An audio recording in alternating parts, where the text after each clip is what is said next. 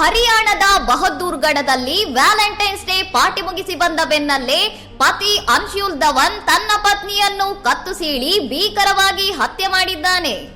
ಕೊಲೆ ಮಾಡಿದ ನಂತರ ಪೊಲೀಸರಿಗೆ ಕರೆ ಮಾಡಿದ್ದ ಅನ್ಶುಲ್, ಅಪರಿಚಿತ ದರೋಡೆಕೋರರು ನನ್ನ ಮೇಲೆ ದಾಳಿ ಮಾಡಿ ಪತ್ನಿಯನ್ನು ಕೊಂದಿದ್ದಾರೆ ಎಂದು ಸುಳ್ಳು ಕತೆ ಕಟ್ಟಿ ದಾರಿ ತಪ್ಪಿಸಲು ಯತ್ನಿಸಿದ್ದ.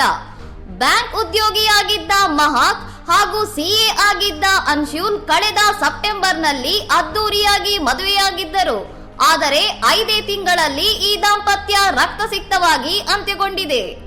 ವಿಚಾರಣೆ ವೇಳೆ ಅನ್ಶುಲ್ ತನ್ನ ಹೇಳಿಕೆಗಳನ್ನು ಪದೇ ಪದೇ ಬದಲಿಸುತ್ತಿದ್ದರಿಂದ ಅನುಮಾನಗೊಂಡ ಪೊಲೀಸರು ಕೇವಲ 18 ಗಂಟೆಗಳಲ್ಲಿ ಈತನ ಕಿರಾತಕ ಮುಖವನ್ನು ಬಯಲು ಮಾಡಿದ್ದಾರೆ. ಪ್ರೀತಿಯ ಹಬ್ಬವನ್ನು ಸಂಭ್ರಮದಿಂದ ಆಚರಿಸಿದ ಕೆಲವೇ ಹೊತ್ತಿನಲ್ಲಿ ಪತಿಯೇ ಪ್ರಾಣ ತೆಗೆದ ಈ ಘಟನೆ ಹರಿಯಾಣದಾದ್ಯಂತ ಸಂಚಲನ ಮೂಡಿಸಿದ್ದು, ಆರೋಪಿ ಸದ್ಯ ಪೊಲೀಸರ ಅತಿಥಿಯಾಗಿದ್ದಾನೆ. ಇನ್ನಷ್ಟು ಸುದ್ದಿಗಳಿಗಾಗಿ ನೋಡ್ತಾ ಇರಿ ಸೌರಂ ಟಿವಿ.